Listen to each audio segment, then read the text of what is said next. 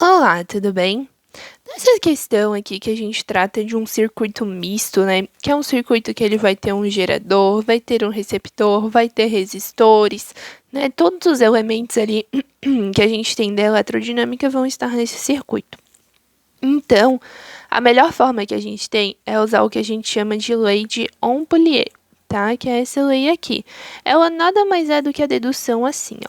Quando você tem, né, um circuito formado por duas fontes aqui de valores diferentes, uma delas vai ser o gerador e outra delas vai ser o receptor. Quando os mesmos polos se encontrarem, por exemplo, eu pego aqui e vou fazendo o caminho. Vou subindo aqui, ó, que era o polo grandão, né? Daí aqui eu encontro o polo grandão também. Então, isso vai me significar que esse aqui vai ser um gerador e esse aqui é um receptor, porque esse aqui é o de maior valor e esse aqui é o de menor valor, né? Ou aqui também, né, eu poderia ver do menorzinho e encontraria um menorzinho também. Quando os polos estão ligados no mesmo lado, né? O grandão com grandão, pequenininho com pequenininho. Se aqui fosse o pequenininho e depois o grandão, né, que fosse polos opostos ligados, aí seria um outro gerador e seria uma associação em série de geradores. Mas como eles estão com o mesmo polo, né, o grandão no grandão, pequenininho no pequenininho, então um é gerador e o outro é receptor, tá? Então aqui, ó, o de maior valor, gerador, de menor valor, receptor. Aí eu venho aqui e faço, ó, a DDP que esse gerador vai fornecer, porque ele vai ter a força eletromotriz dele, mais um pouquinho dessa diferença de potencial já vai ser consumido aqui, o potencial já vai ser consumido pela resistência interna, com a passagem de corrente. Então, o que sobra, né, depois de já ter consumido aí na resistência, é a DDP que é fornecida para o circuito, que vai ser fornecida para esses três elementos aqui usarem. Então, a DDP que o gerador fornece é igual a DDP que os resistores usam, mais a DDP aqui do receptor, né? Então, fica a DDP do gerador é igual a DDP do receptor, né? Considerando sua força contra a eletromotriz e o potencial dissipado pela sua resistência, é mais, né, o potencial dissipado por essas duas resistências aqui. Então, eu só substituo. A fórmula do gerador é o quê? É a força eletromotriz menos a resistência interna vezes a corrente. O receptor é a força contra a eletromotriz mais a resistência vezes a corrente. E para os resistores normais, né, nós usamos a fórmula normal, U é igual a R vezes I.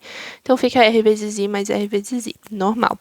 Eu isolo aqui as forças eletromotrizes, né? Fica epsilon menos epsilon', a eletromotriz menos a contra-eletromotriz, e passo o R vezes I para cá. Então, você percebe aqui que fica R vezes I, mais R' vezes I, mais R vezes I, mais R' vezes I.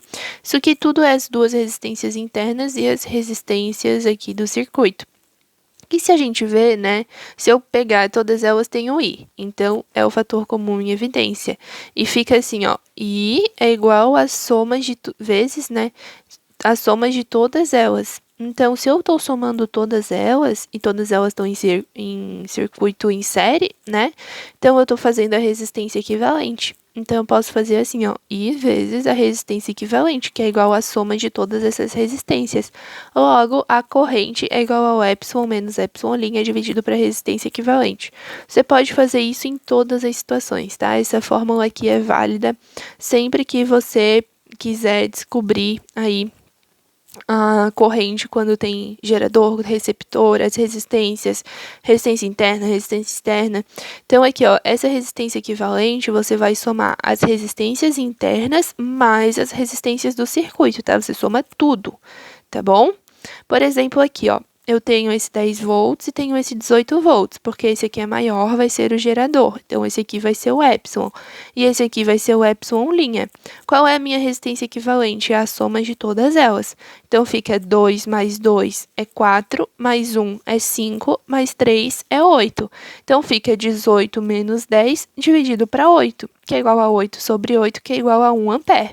Aí, por exemplo, se eu quero saber a diferença de potencial do receptor, eu só venho aqui e aplico. Diferença de potencial do receptor é igual a 10 mais a resistência interna, né, que é 1 vezes 1, que é 11 volts, tá? Outro exemplo aqui de circuito misto. Eu tenho, ó, grandão com grandão, pequenininho com pequenininho. Tá vendo que eles estão com as mesmas polaridades ligadas? Então, ó, um deles, o maior, vai ser o gerador e o menor deles vai ser o receptor. Para traçar o sentido da corrente, você pega no de maior valor, que é o gerador, né? E vai do menorzinho para o maior. Então, por exemplo, aqui a corrente está para cá, daí ela vai fazer esse caminho aqui. Aqui em cima, né, vai para cá. Vai no de maior valor, pega o menor risquinho para o maior e traça assim, tá? Então, agora traçadas as correntes, é só eu aplicar de novo, ó.